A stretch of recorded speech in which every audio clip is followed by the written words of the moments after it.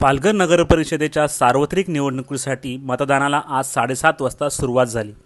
14 प्रभागांमध्ये नगराध्यक्षसह 27 जागांसाठी हे मतदान होणार असून 90 उमेदवार रिंगणात आहेत। नगराध्यक्ष पदासाठी 3 उमेदवार आपले भवितव्य आजमावणार आहेत। 90 पैकी 30 उमेदवार अपक्ष म्हणून निवडणूक लढवत असून त्यापैकी 22 जण बंडखोर उमेदवार आहेत। या मतदान प्रक्रियेसाठी 9 झोन तयार करण्यात आले असून 62 मतदान केंद्र ठेवण्यात आली आहेत। या मतदान केंद्रावर 1 पोलीस कर्मचारी तर केंद्राध्यक्षसह 5 कर्मचारी नेमण्यात आले आहेत। मतदान प्रक्रिया ईव्हीएम मशीनद्वारे पार पडणार असून व्हीव्हीपॅट मशीनचा देखील वापर होणार आहे। या निवडणुकीत 47,850 मतदार आपला मतदानाचा हक्क बजावणार आहेत। शिवसेना, भाजपा, रिपाई युती, काँग्रेस, राष्ट्रवादी, बहुजन विकास आघाडी आणि अपक्ष अशा तिरंगी सामना रंगणार आहे।